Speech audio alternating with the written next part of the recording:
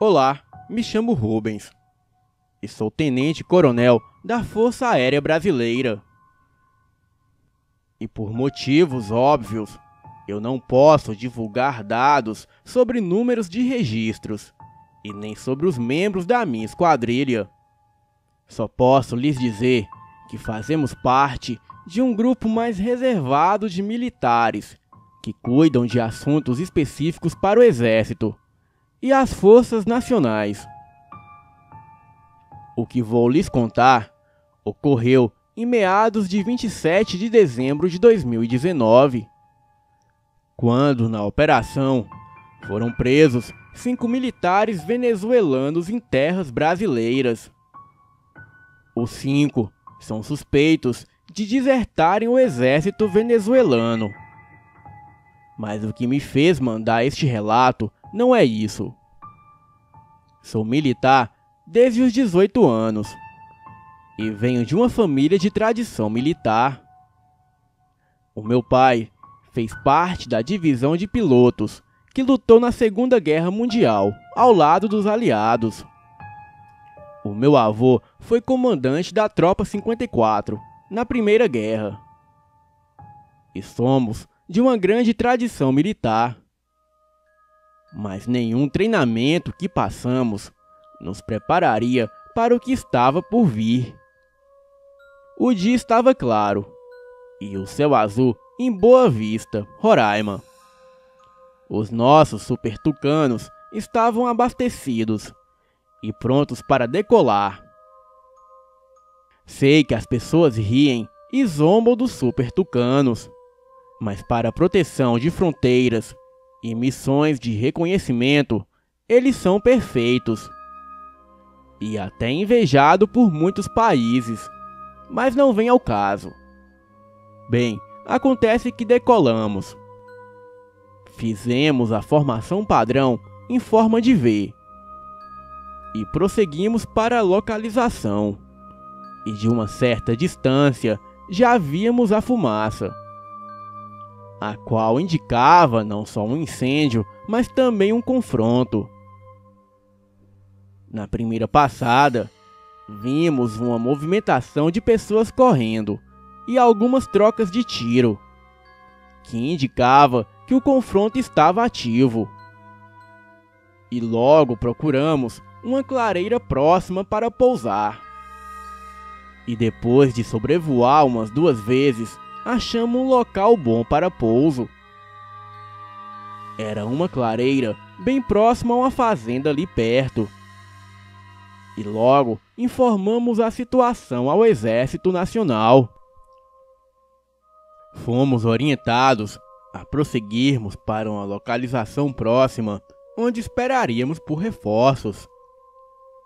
Decidimos que deixaríamos os aviões escondidos perto das árvores, de onde poderíamos decolar com facilidade, e também os manter seguro e despistar curiosos.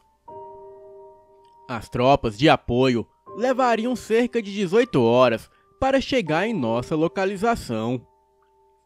Isso duraria por volta do raiar do dia. Ali perto havia um velho celeiro, e nós o tomamos como abrigo. Porém, quando chegamos perto do celeiro, vimos coisas que nos fizeram pensar 2 vezes antes de entrar. Havia uma imagem de Nossa Senhora de Fátima pendurada na porta, junto com alguns crucifixos. E isso poderia até não ser grande coisa, mas acontece que tinha um cheiro muito forte de carne podre e cachorro molhado. Aquele cheiro era insuportável. Bem, nós não tínhamos muita escolha, pois não tínhamos onde passar a noite e não poderíamos voltar voando, pois poderíamos perder as localizações ou permitir que o pessoal que estava ali fugisse. Afinal, aquilo era próximo de nossa fronteira e não poderíamos deixar passar. Nós estávamos num total de 12 homens. E seja o que for que fosse aquilo, 12 fuzis dariam conta do recado. Era isso que eu pensava. Bem, logo caiu a noite, e um nevoeiro denso e uma chuva leve faziam daquele cenário um cenário de filme de terror. E o cheiro de cachorro molhado só aumentava. Quando era por volta da meia-noite, recebemos as últimas comunicações por rádio.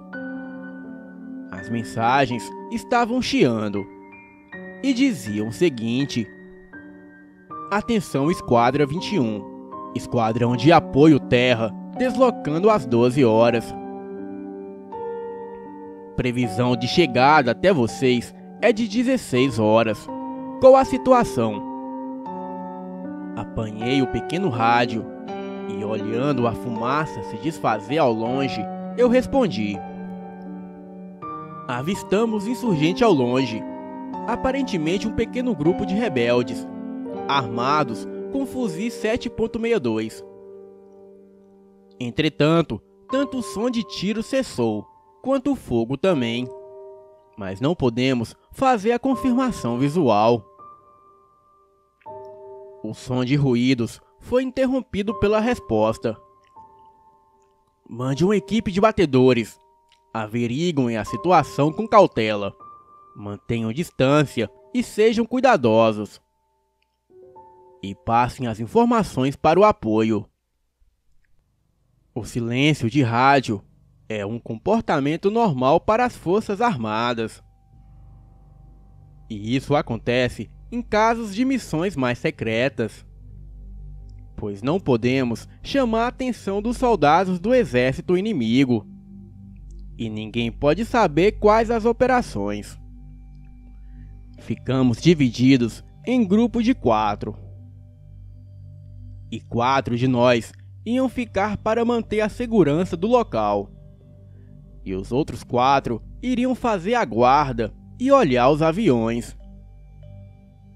E o grupo do qual eu fazia parte foi designado para averiguar a situação. E assim, por conta do frio e da chuva, decidimos tomar um pouco de vodka, que sempre levávamos conosco. E andamos, cada um para os seus postos. E quando comecei a caminhar em direção ao vilarejo, a chuva simplesmente engrossou do nada. Águas torrenciais caíam, e eu nem sabia onde estava. E só via as poucas luzes do vilarejo, e à frente um cheiro forte de carniça e fumaça. O cenário que se firmava em minha visão era de fato de uma guerra. Alguns corpos no chão e muita coisa estava queimada. Mas por estarmos um pouco distante ainda, era muito cedo para julgar a situação. E por não vermos e nem ouvirmos nada, decidimos chegar mais próximo para averiguar. Bem, o cenário era este: alguns focos de incêndio e muitos corpos. E entre esses corpos, alguns estavam armados e vestidos como militares. Entretanto, pela pouca luz e pela chuva que caía, não dava para identificar os uniformes. Não sabíamos se se tratava de soldados ou de integrantes de facções, que é algo muito comum por esta região, devido ao regime comunista. Bem, não vamos falar dessa situação. Nesse instante, ouvimos algo correr ao redor. Parecia ser algo forte e muito alto. E neste momento, um dos soldados que me acompanhava cometeu um erro. Ele acendeu a lanterna do seu fuzil. E ao fazer isso, ele iluminou uma criatura que aparentemente nos observava há um bom tempo. Aquela coisa era grande e muito peluda, e os seus olhos vermelhos brilhavam no meio do mato que nos circundavam. Mas antes mesmo de podermos atirar, ouvimos rajadas de tiro que vinham da direção dos aviões, o que nos fez distrair e perder aquela coisa de vista. E neste momento eu não hesitei. Rompi o silêncio do rádio para informar os acontecidos. Mas para minha surpresa, o rádio de ondas longas não estava funcionando. Naquele lugar havia uma estática muito forte que atrapalhava a nossa comunicação. E então decidimos nos reagrupar. Nós nem demos o primeiro passo direito. E foi quando aquela coisa saltou de uma das casas. Era a mesma criatura que havíamos visto agora há pouco. Um dos meus colegas até tentou disparar, mas aquela coisa era muito rápida e abateu 2 dos meus homens com praticamente 2 movimentos. Eu, vendo que não tinha como lidar com aquilo, chamei o meu amigo soldado e corremos em direção ao celeiro. Mas assim que corríamos pelo descampado, aquela coisa já estava no celeiro. E eu pude ver quando aquela coisa atacava os meus homens. Derrubou um deles e começou a comê-lo. Parei para mirar o fuzil. E foi quando senti um impacto muito forte em minhas costas. Algo havia me derrubado, e não só isso. Me derrubou e me arrastou pelo tornozelo para dentro da mata. Pude ver que era outra criatura daquela. E parecia que havia 2 daquelas coisas. Eu, não acreditando no que estava acontecendo, saquei a minha faca e acertei aquilo. A fera me soltou e deu um urro ensurdecedor. Eu corri loucamente em direção ao celeiro para me reagrupar. E praticamente me joguei no celeiro, onde haviam mais 6 dos 8 homens que ficaram para trás. E 2 deles foram mortos pela criatura. Ficamos do lado de dentro, tentando contato de rádio. E para minha surpresa, vimos uma sombra passar pela janela lateral do celeiro. Ao passo que ao longe vinham 2 daquelas criaturas, sentido da frente de onde estávamos. E outras 2 estavam correndo atrás de nós nos fundos do local. Bem, não tínhamos como explicar aquilo. E nem se eu quisesse, eu conseguiria explicar. E mesmo se eu conseguisse o contato de rádio, como explicaria aquilo para o meu comandante? Bem, logo falei para os soldados. Senhores, não temos como escapar daqui com vida. E nem como explicar para o comandante essa situação. Então, vamos para cima com tudo. É morrer ou viver. Mas vamos chegar aos aviões e vamos decolar daqui. Esperamos que as criaturas estivessem todas na frente do celeiro, mas isso não aconteceu. Aquelas criaturas simplesmente não paravam de se movimentarem.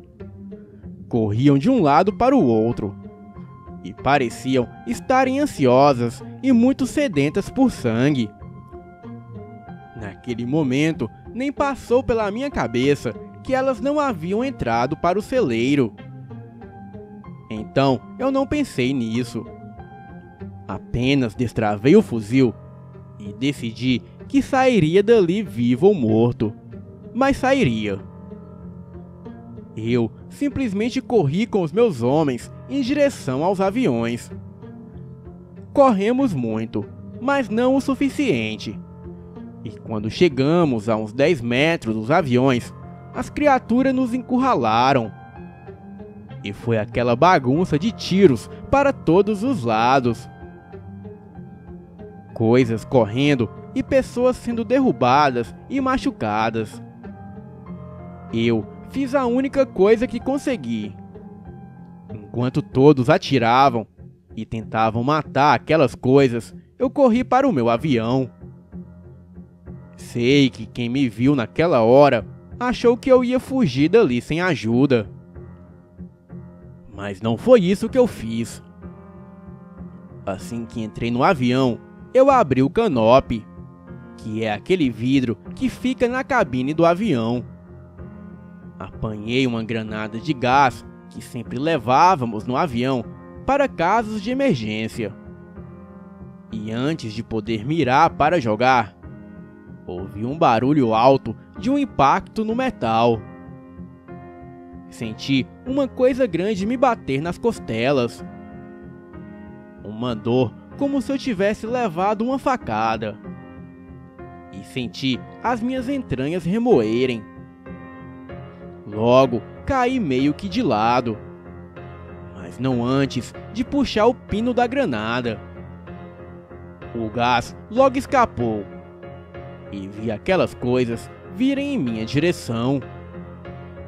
Ouvi uns tiros e apaguei. E quando acordei, já era de manhã, com um oficial médico me examinando. Ele disse que eu fui esfaqueado por militares venezuelanos que estavam em território brasileiro. Da minha esquadra, só restaram 6 dos 12 soldados. E todos eles podem confirmar a minha história. Entretanto, o governo vai passar tudo isso a panos limpos. As notícias até saíram. 5 militares presos em território brasileiro suspeitos de desertar. Mas eu te pergunto, o que militares fazem na floresta brasileira desarmados e escondidos? Sem falar que não foram deportados. Bem, se eu não for morto e não for preso, eu conto como tudo isso terminou. Mas até aqui, isso é tudo. Boa noite.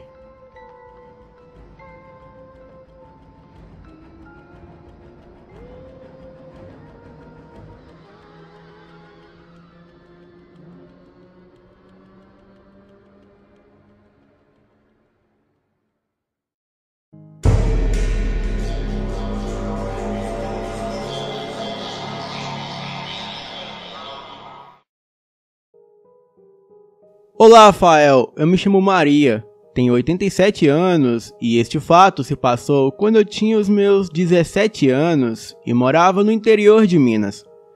Eu era casada com um homem muito mais velho. Na verdade, eu fui dada pelos meus pais a esse homem. Ele tinha 47 anos, mas como ele tinha uma situação financeira melhor do que a dos meus pais, eu fui dada a ele em casamento. E ele me levou para morar com ele em um sítio muito afastado da cidade e ficava perto de uma serra. O lugar era muito frio e o vizinho mais perto ficava a cerca de 5 quilômetros. O meu marido me deixava em casa sozinha e saía e ficava dias fora de casa. Mas no sítio haviam muitas plantações e criações, e por isso eu sempre tinha alimentos, mas era só alguns porcos, algumas galinhas e 2 cabras. Então, eu tinha ovos e leite de cabra, e também tinha plantação de milho, batata e feijão. E quando meu marido chegava em casa, ele sempre chegava bêbado, me agredia e me forçava a fazer sexo com ele e era um tormento. Até que eu me engravidei e devido às suas violências comigo, eu perdi o bebê. Na casa não tinha luz elétrica e a água vinha do poço, então Eu ficava no alpendre da casa tricotando e vendo os passarinhos voarem ao longe. Uma vez apareceu um senhor no sítio e eu o deixei entrar. Achei que ele era amigo do meu marido e nesse dia o meu marido estava viajando. Ele me pediu água e eu dei. Perguntei a ele de onde ele conhecia o meu marido e ele disse que não o conhecia e que só estava passando ali porque ele tinha uma reunião com um grupo dele dentro da mata que ficava ali próxima. Achei bem estranho, mas tudo bem. Ele reparou alguns hematomas no meu corpo e me perguntou quem fez aquilo. Então, eu em lágrimas desabei tudo para aquele moço. Contei tudo o que eu passava ali e todo o meu sofrimento. Ele ouviu tudo calado e perguntou que dia o meu marido chegava, e eu disse que não tinha certeza porque ele nunca dizia o dia que chegaria, mas ele sempre chegava no domingo à noite e bêbado, e o moço disse que trombaria o meu marido naquela noite mesmo. Afinal, aquele dia era um domingo e o meu marido sempre chegava por volta das 19 horas. Eu disse ao moço que, pelo amor de Deus, que ele ficasse longe do meu marido, porque o homem era bravo e só andava armado, e aquele moço aparentava ser uma boa pessoa e deveria ter uns 60 anos. Então, o moço virou para mim e disse: Maria, hoje tranque todas as portas e quando seu marido chegar, não abra. Se confiar em mim, estará liberta desse tormento. Em seguida, ele virou de costas e foi embora. Eu não dei muita atenção para isso, mas quando o sol se pôs, eu fui para o meu quarto dormir. Afinal, não tinha nada melhor para se fazer. E por volta das 20 horas, eu sabia a hora porque tinha um relógio de parede na sala, aqueles de ponteiro que ficam pendurados. Bem, o meu marido chegou bêbado, esmurrando a porta e me gritando para abrir. Me levantei e lá ia eu de encontro com o meu sofrimento, mas daí lembrei das palavras do moço para não abrir a porta para ele. Então eu resolvi ignorar as batidas. Ele continuou esmurrando a porta e quando eu disse que já ia abrir, ele me chamou de vagabunda e disse que me mataria porque eu demorei. Daí eu me apavorei e não tive coragem de abrir a porta, e ele do lado de fora me xingava dos piores nomes, até que ele ficou calado, e depois eu ouvi ele gritando que meteria bala em quem estivesse ali. Achei que ele estivesse falando comigo, mas logo ouvi alguns tiros, e depois rosnados, e em seguida gritos e vários trotar em frente à casa. Era como se uma multidão de 100 pessoas corressem ao mesmo tempo. Eram rosnados, urros e gritos, e parecia que ali estava uma matilha de cães. De repente, os gritos pararam e escutei aqueles passos se afastarem. Então, eu corri para a janela do quarto e olhei para o lado de fora pelas frestas de madeira. E no alpendre da casa ficava um lampião aceso. Então, clareava um pouco do lugar. E a lua cheia daquela noite também ajudava muito na iluminação do ambiente. E o que eu vi ali fora fez muitos duvidarem da minha sanidade quando eu conto essa história. Bem, vocês acreditam em lobisomens? Uma criatura corcunda, com cara de cachorro, longas orelhas, fisionomia humana, com longos braços quase que do tamanho das pernas, e olhos amarelos? Pois então, ali fora não havia só uma dessas criaturas. Eu contei 14 lobisomens. Era uma matilha. Eles saíam do meu sítio como se andassem em fila e seguiam para a mata. Eu fiquei olhando eles até eles desaparecerem na escuridão, e nesse momento eu sabia que o meu marido já não estava mais nesse mundo. E no outro dia cedo eu saí lá fora e o que eu vi foi sangue para todos os lados, alguns dentes, pedaços de cabelo e alguns trapos de roupas que pertenciam ao meu marido. Eu disse: "O diabo que te leve." O moço do dia anterior apareceu na parte da tarde e me ofereceu 100 mil cruzados pelo sítio, e eu aceitei.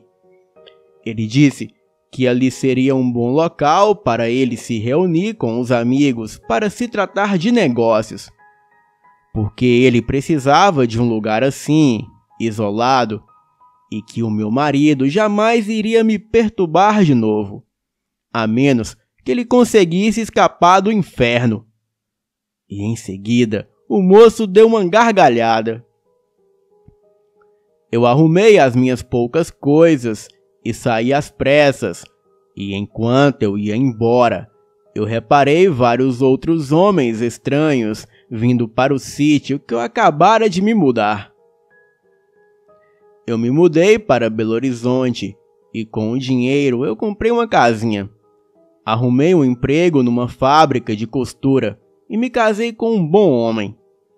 Admito que ele me traía e era mulherengo, mas nunca me deixou faltar nada dentro de casa e me tratava como uma rainha. Estudei muitos anos da minha vida sobre aquelas criaturas e hoje, graças ao canal Elite Oculta, eu tenho certeza que era uma matilha de lobisomens. Boa noite.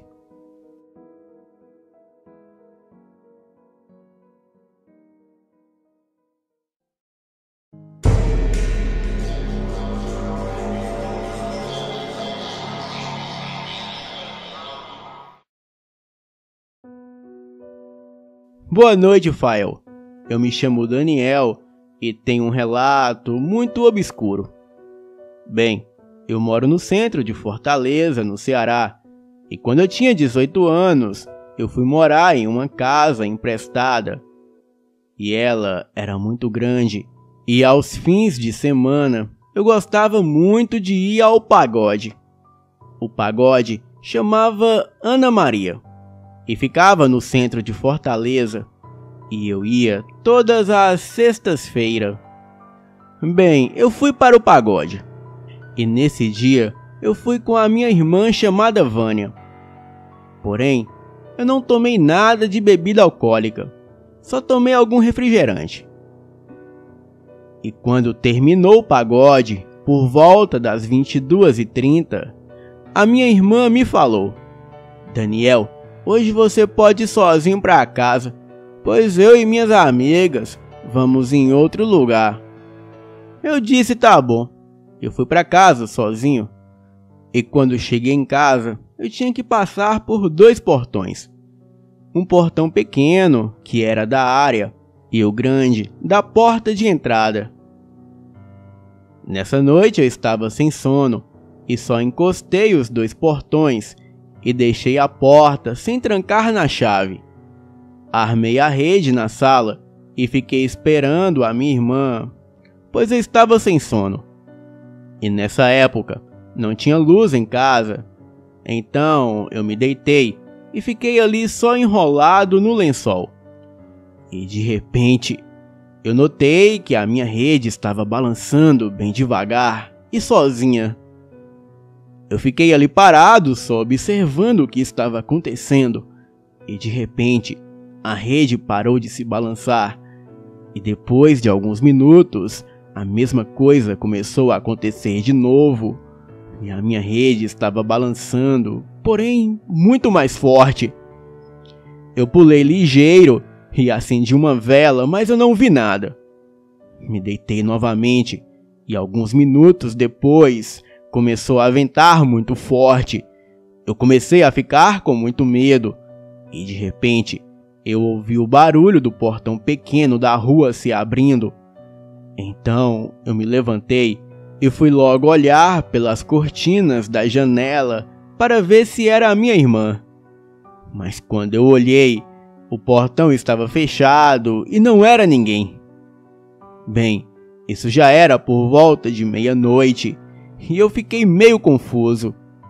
Eu fui beber um pouco de água na cozinha, mas de repente eu ouvi o barulho de novo no portão e eu fui logo olhar na janela novamente e o portão estava fechado de novo.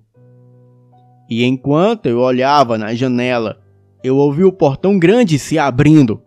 Eu cheguei perto da porta e estava tudo normal.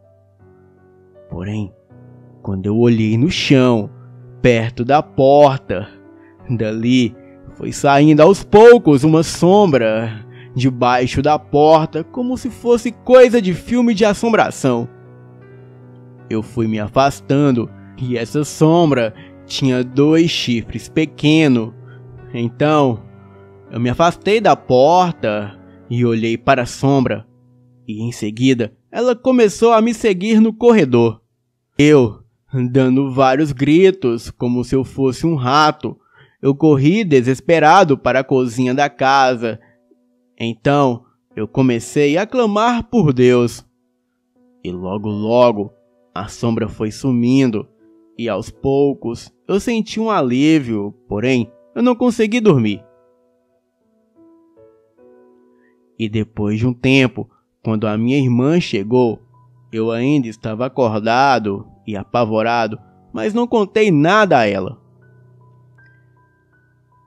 Logo pela manhã, eu fui até a vizinha, que eu não tinha muita intimidade, e falei tudo a ela do que aconteceu.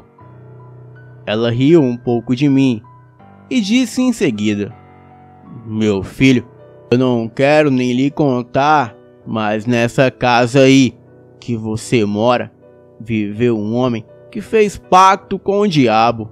E com o passar dos anos, os familiares dele não queriam mais ficar por aí." Bem, eu entendi tudo, mas agora eu tenho certeza que essa sombra era o próprio demônio que estava cobrando o pacto. Este é o meu relato. Obrigado a todos e boa noite.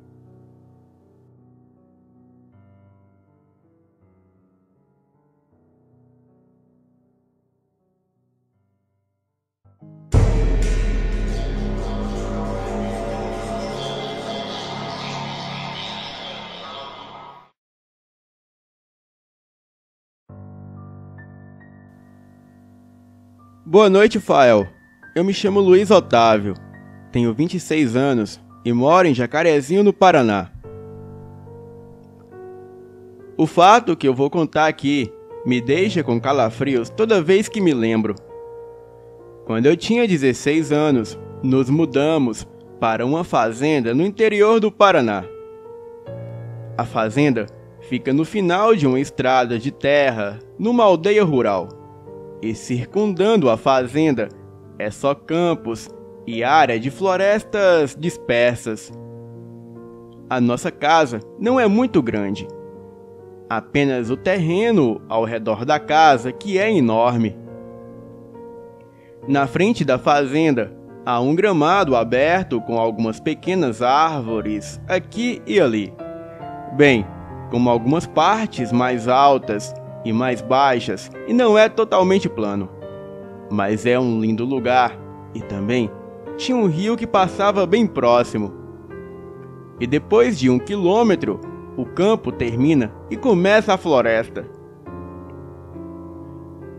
E quando eu era mais jovem, eu fui explorar a floresta, e na maioria das vezes com um amigo que se chamava Ramon. E quando estive lá, à primeira vista, as árvores parecem prolongar-se por muito tempo, mas já depois de uns 50 metros, surge um cume de terra à esquerda, e à direita com cerca de 2 a 2,5 metros de altura.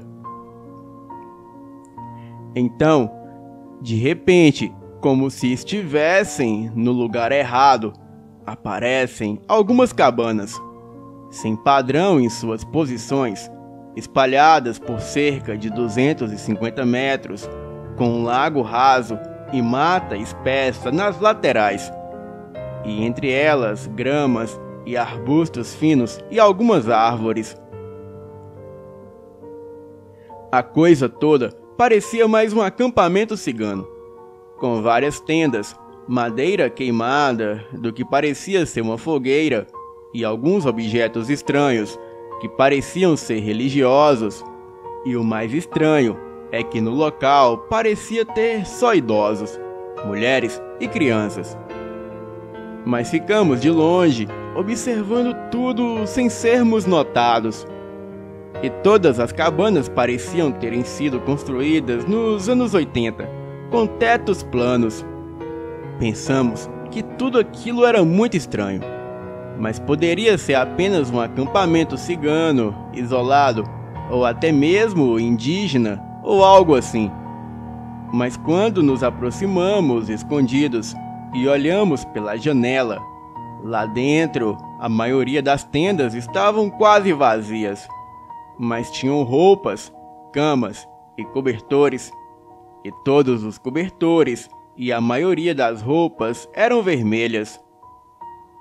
Eu lembro-me de ter pensado que era assustador, mas logo encontramos ali em volta do acampamento restos de animais por toda a terra atrás do acampamento. Eram carcaças de animais dilacerados, e nós ficamos realmente assustados. E à medida que nós investigávamos, nos descuidamos de esconder a nossa presença, e se quando chegamos ali, avistamos apenas algumas poucas pessoas, agora não víamos mais ninguém. Era como se os velhos, mulheres e crianças do acampamento tivessem nos vistos e escondidos. Estava próximo das 18 horas, mas tudo foi se tornando escuro muito rápido. Estávamos na floresta, atrás do acampamento cigano, mas para voltarmos para a fazenda, tínhamos que passar novamente pelo acampamento. E quando eu voltei a minha visão para o acampamento, eu fiquei paralisado de medo. Uma idosa passou muito rápido e entrou em uma das barracas, porém, ela passou correndo de 4 como se fosse um animal. Nem perguntei ao meu amigo se ele viu aquilo, e tudo o que eu queria era correr daquele lugar. Então demos a volta por trás do acampamento, e mais um pouco estaríamos longe dali.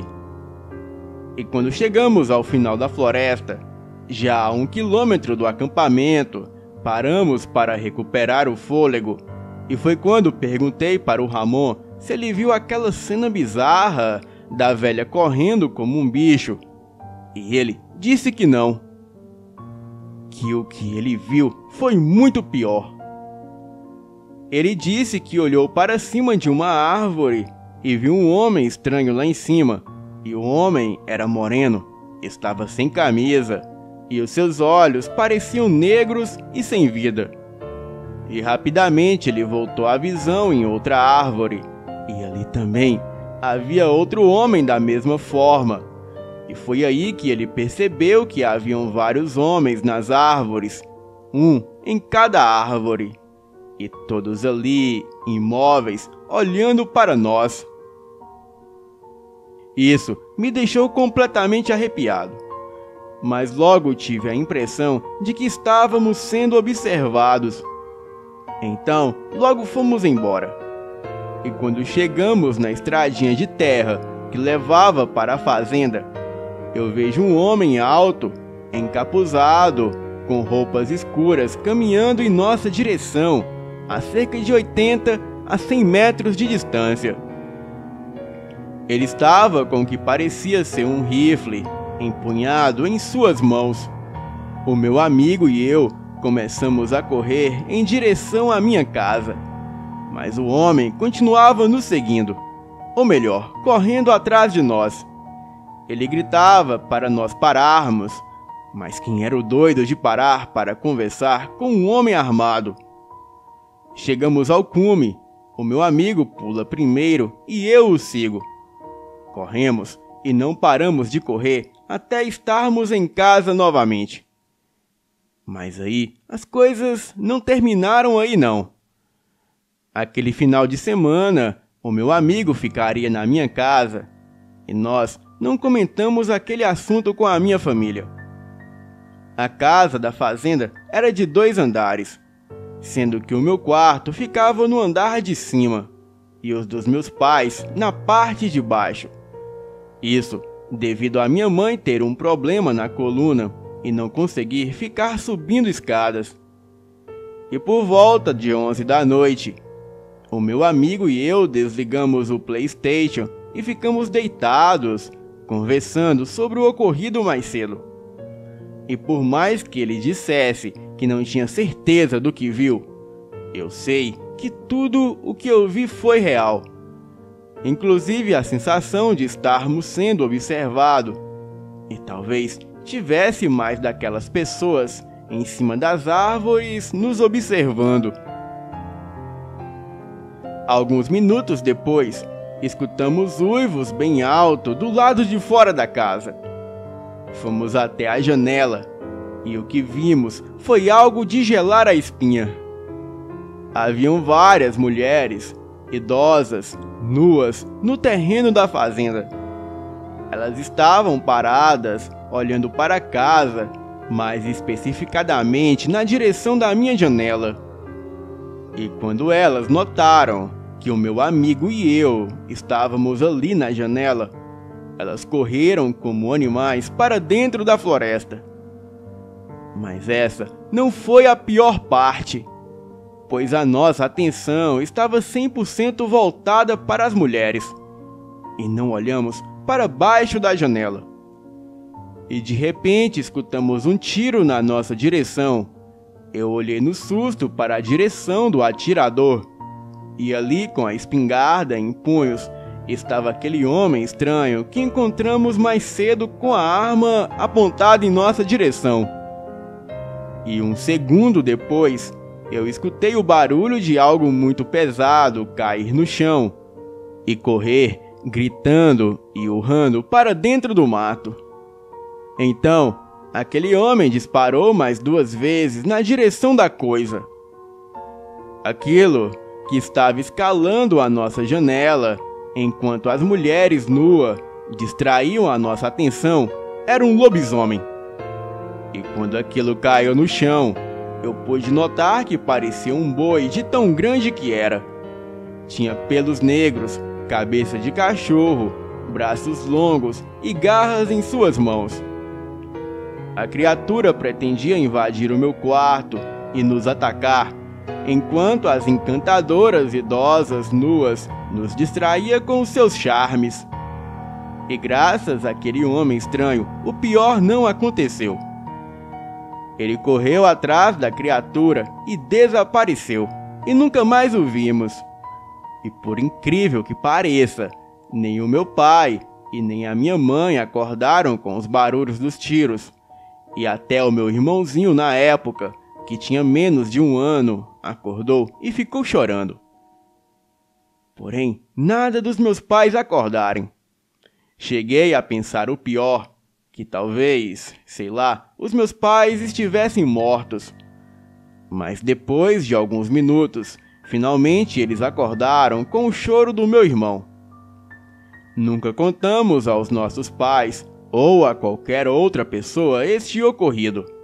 E o meu amigo não gosta muito de falar sobre isso. Mas eu queria compartilhar essa história, pois eu sinto que vou esquecendo aos poucos esses detalhes a cada ano. E quando meu pai descobriu que havia ciganos na área, ele não quis saber de histórias. Comprou uma casa na cidade de Jacarezinho, no Paraná, e nós nos mudamos menos de 3 meses depois. Obrigado, Elite Oculta, pelo espaço, e desejo a todos uma boa noite.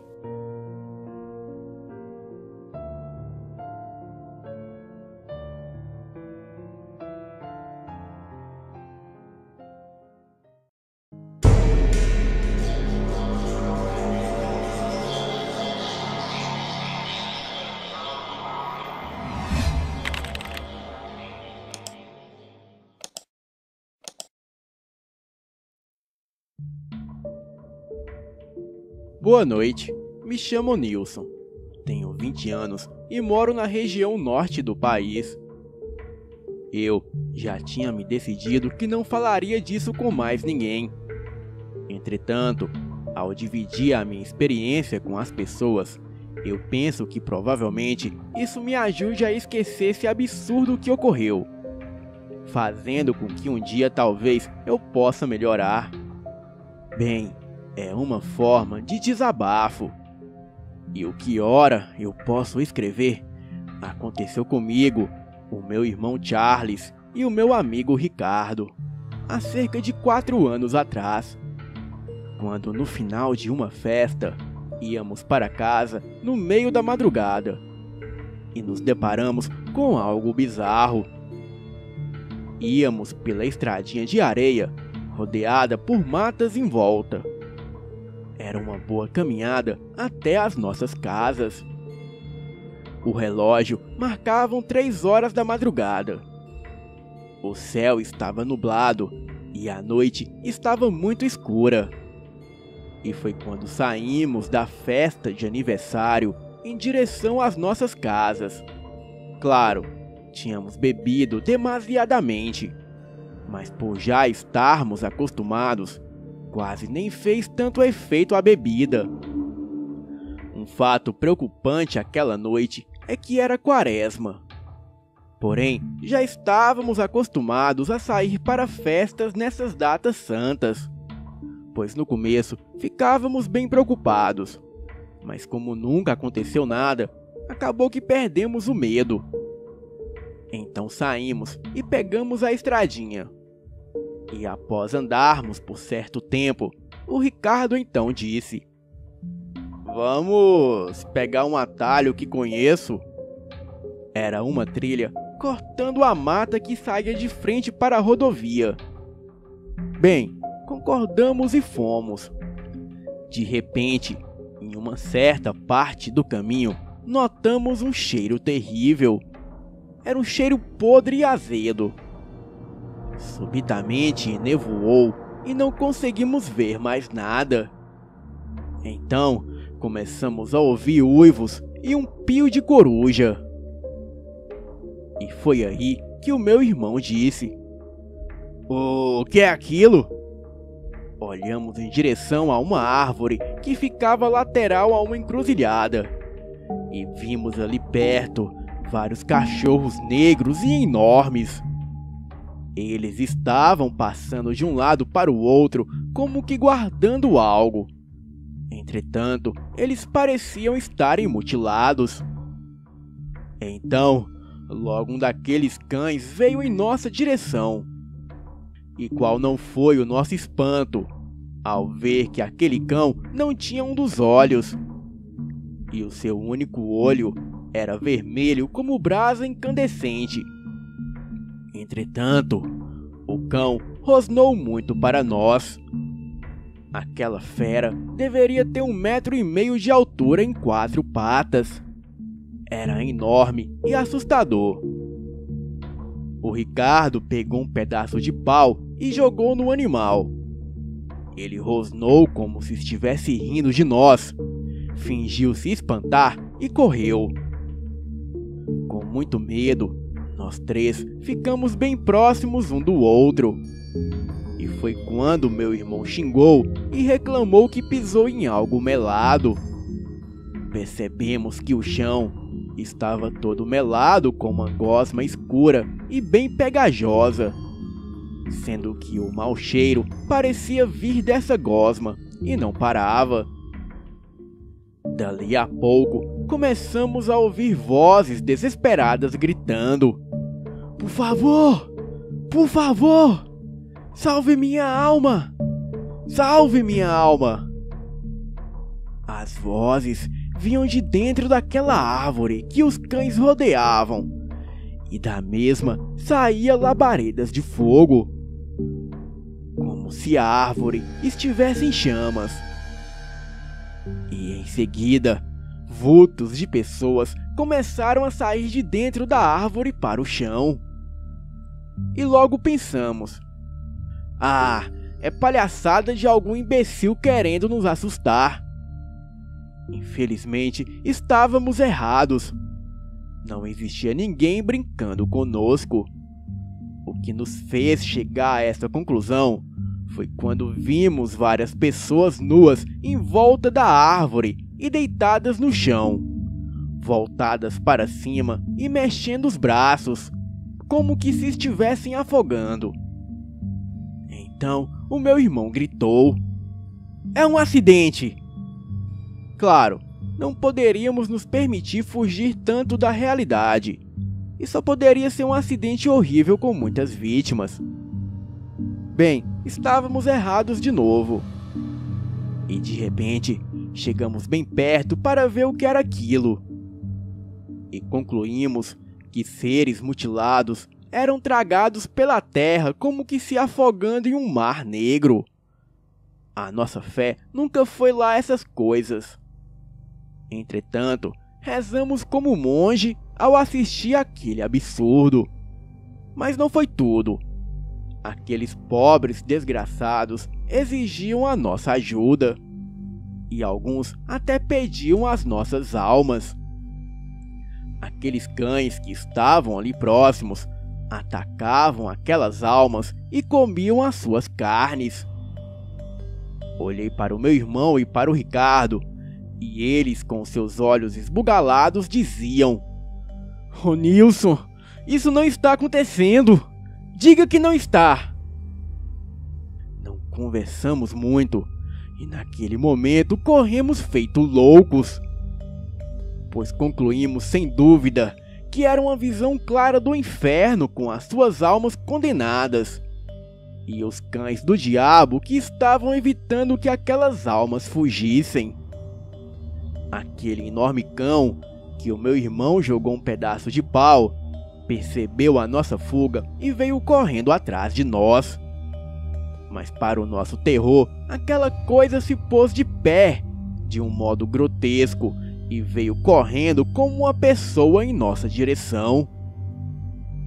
Olhei para trás e percebi que a face daquele cão lembrava muito um rosto humano, porém muito deformado. No caminho, assim que vimos algumas pessoas, aquele enorme cão desapareceu como fumaça, soltando um uivo estridente e deixando um forte cheiro de carne podre queimada com enxofre. As pessoas que passavam por ali pareciam sentir o forte cheiro de podre, pois percebemos que eles cobriam os narizes com a camisa. Mas não tivemos coragem de contar, pois poderiam achar que éramos loucos. Depois daquele dia, eu parei de beber e de sair à noite, e também procurei uma religião. O meu amigo Ricardo morreu algumas semanas depois, numa briga com o marginal por causa de uma rapariga. E o meu irmão viajou para o Nordeste, e faz anos que perdi o contato total com ele. Acredito que aquela visão dos cães do inferno, lobisomem, Cerberus, seja lá como vocês prefiram chamar, era um mau presságio, mostrando que se nós continuássemos naquela vida de festa e vícios mundanos, o inferno seria o nosso destino. Acredito que lobisomens não existam somente no mundo físico, mas também no mundo espiritual, assim como outras bestas demoníacas.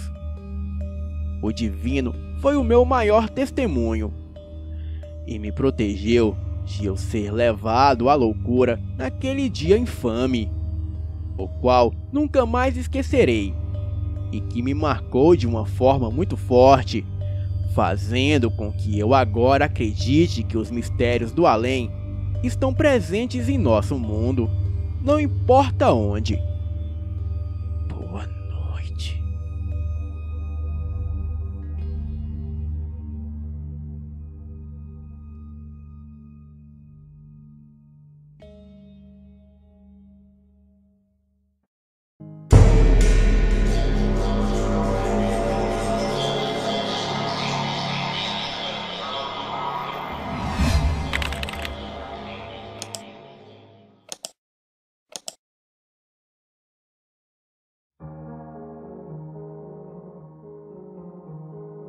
A seguinte história aconteceu em uma estrada aqui de São Paulo e é verdadeira. Acontece que quando eu tinha uns 8 anos, naquela época, a minha mãe frequentava um terreiro de Umbanda na antiga cidade em que morávamos. E como nos mudamos de lá, sempre tínhamos que fazer uma pequena viagem de 1 hora até o nosso destino. E sempre viajávamos à noite, porque era mais tranquilo. Pelo menos era o que ela dizia pra mim. E como nós não tinha carro, a minha mãe sempre pedia que alguém nos levasse. Sim, nós, pois ela nunca gostou de me deixar sozinha, mesmo que fosse com os meus avós. E eu também nunca gostei. E como ela havia se divorciado do meu pai há 2 anos, eu sempre gostava de ir com ela para todos os lugares. Bem, daquela vez foi um amigo dela que se prestou ao serviço. Então, fomos de madrugada, lá por 1 hora da manhã. Pois era esse horário que começavam os trabalhos no terreiro. Chegamos bem, como de costume. Eu adorava, pois depois dos trabalhos no terreiro, sempre tinha uma festa. Bem, era assim que eu chamava. Mas comia, bebia e cantávamos muito. Na hora de voltar, lembro-me vagamente de ter visto a minha mãe conversando com a dona do lugar, a mãe de santo. Ouvi pouca coisa, pois eu era uma criança e estava com muito sono. Mas ouvi a mãe de santo dizer algo sobre um homem que estava ali mais cedo, e sobre ele pertencer a um grupo de criaturas imundas, e ele veio até ela pedir um trabalho de proteção. Mas quando este homem entrou no terreiro, a mãe de santo percebeu que lá fora havia cerca de uns 20 homens esperando ele, e todos usavam capuz preto e estavam escondidos, e alguns disfarçados de animais. Ela disse que estava muito nervosa, pois foi a primeira vez que viu algo assim em toda a sua vida. E disse também que era para minha mãe tomar muito cuidado nas estradas. Bem, voltamos pela mesma estrada, porém não no horário de sempre. Por algum motivo, a minha mãe quis voltar quando ainda estava escuro, e não de manhã cedo como de costume. Bem, a noite estava calma, tipicamente de cidades interioranas, e não havia uma pessoa sequer nas ruas. Eu dormia encostada em minha mãe, ouvindo vez ou outra a conversa que ela mantinha com seu amigo para não pegar no sono. Acordei de repente quando chegamos à entrada da cidade e vi a estrada totalmente escura, somente a luz dos faróis iluminando o chão de terra batida. Então falei algo com a minha mãe, que não me lembro agora, e em seguida voltei a olhar para a estrada, e como que por encanto, ela e o amigo dela e eu vimos dezenas de cães negros, dezenas mesmo, que apareceram do nada e cobriram toda a pista. E eles estavam a poucos metros de nós. Porém, não eram cães normais. Eles eram enormes, quase do tamanho de um boi. eram de pelagem negra e olhares assustadores. Não deu para reparar direito nas feições daquelas coisas, pois não deu nem tempo de frear a enorme picape em que estávamos. Então, o tio Zé jogou o carro, que quase capotou, para o meio do mato e batemos em uma árvore. Por bem, não nos ferimos, mas quando olhamos de volta na estrada, não havia mais nada lá, nenhum cão, nada mesmo. E quando saímos do carro, percebemos um forte cheiro de carne podre. E me lembro da minha mãe comentando que havia também um cheiro de enxofre. Bem, eu era criança e nunca vi enxofre na vida. Uma coisa todos nós tínhamos certeza é que aquilo não era nada de bom. Parecia que foi uma ilusão. Porém, todos nós tínhamos visto aqueles animais na pista, todos com pelagem negra, olhos vermelhos e assustadores. Bem, e como puderam sumir tão rápido?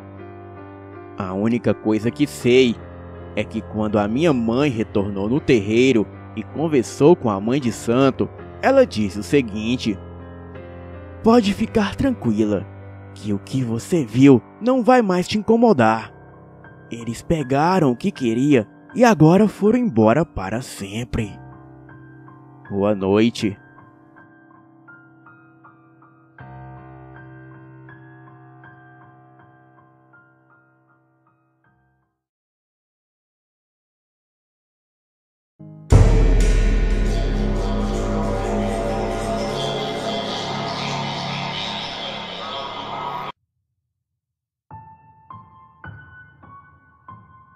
Olá, Rafael. Me chamo Albert e moro na Bahia, numa cidade na região metropolitana de Salvador. Tenho 25 anos e este relato que irei contar será bem curto. E se passa comigo e com o meu primo, na época em que eu tinha 9 anos e ele 11. Certo dia, estava eu na casa da minha madrinha, num bairro pequeno de uma outra cidade. Bem, eu havia cochilado no sofá e quando acordei já era meia-noite em ponto. Não havia ninguém em casa naquele momento e eu não sei bem o porquê e onde eles estavam. E foi quando que eu saí na rua para procurar minha mãe. Fui na casa da vizinha, que também é minha tia. O meu primo atendeu o portão e disse que ela não estava lá. E então ele disse que iria procurar comigo. Saímos para procurar ela e fomos até uma esquina. E àquela hora não tinha absolutamente ninguém na rua, somente nós dois. A esquina fica cerca de 40 metros de onde o meu primo mora. E aquela esquina dava de cara para duas ruas. E uma delas é sem saída. E no final da rua tem um terreno que dava para um terreiro. O lugar só tinha mato e estava bem alto. Fomos até a casa do lado deste terreno e perguntamos ao vizinho se ela estava lá. Bem, até hoje nos perguntamos o que fomos fazer lá naquela hora da noite. Até porque a minha mãe não costumava ir para aquela rua. Ou seja, nós tínhamos quase certeza que ela não estava lá. Mas mesmo assim, fomos só para ter certeza. O vizinho nos respondeu dizendo que ela não estava lá. E depois adentrou a sua casa. Novamente nós agradecemos e nos viramos para voltar para casa. E foi quando ouvimos um assobio intenso e contínuo. O assobio não pausava e nunca tínhamos ouvido um assobio tão estranho como aquele. Foi então que eu perguntei ao meu primo se ele também estava ouvindo e ele disse que sim. Mas quando olhamos em direção daquele pequeno terreiro com o mato bem alto. Foi aí que vimos um ponto vermelho bem no meio do mato escuro. Parecia um olho penetrante, parecendo nos chamar para ir até ali. Bateu uma curiosidade de ir até lá para saber o que era, mas o medo que a gente sentia era muito maior. E também não havia ninguém naquela rua, e por isso o medo aumentou bastante. O meu primo logo começou a correr. Então eu acompanhei ele e nunca corri tanto na minha vida. Até hoje eu me intrigo com este ocorrido, pois parece que nós fomos atraídos por aquela coisa. Pouco tempo depois, descobrimos que a minha mãe estava na casa da minha outra tia, que fica a mais ou menos 10 metros da casa do meu primo. Soubemos um tempo depois que os donos daquele terreiro eram adeptos da religião Quimbanda e costumavam praticar os seus rituais ali. Boa noite.